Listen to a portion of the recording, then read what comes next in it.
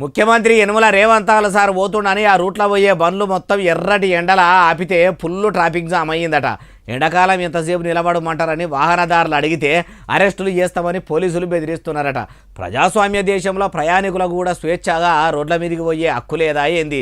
మనమన్నా మదలిద్దాం పాండ్రి పోలీసుల. ఇంటి ముంగట ఆకిట్లా మక్కలెండ పోసినట్టే సడగు మీద సాలు పోతా బండ్లు నిలబెట్టారు కదా, అవి పోనీయకుండా మక్కల కాడ కావాలన్నట్టు పోలీసులు వాహనాలకు అడ్డం నిలబడి ఇట్లా కావలిగా వస్తున్నారట.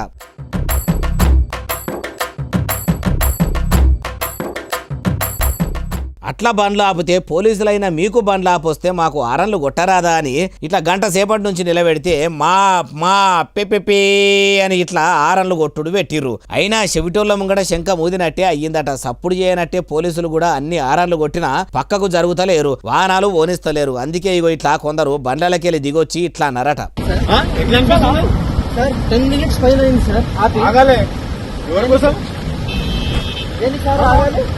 ఆగాలంటే ఆగాలి.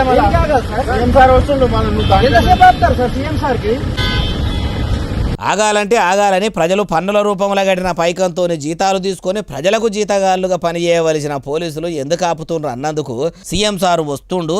ఆగాలే ఎట్లా అనిపిస్తుంది నీ కానీ ఉల్టా ఓనర్ను పట్టుకునే పోలీస్ సారు ఓవర్గా మాట్లాడుతుండంటే ఏమన్నట్టు. అందుకే ఇగో ఇట్లా కూడా అన్నారు. సీఎం కు చెప్పండి మళ్ళీ ఆ మాటలు.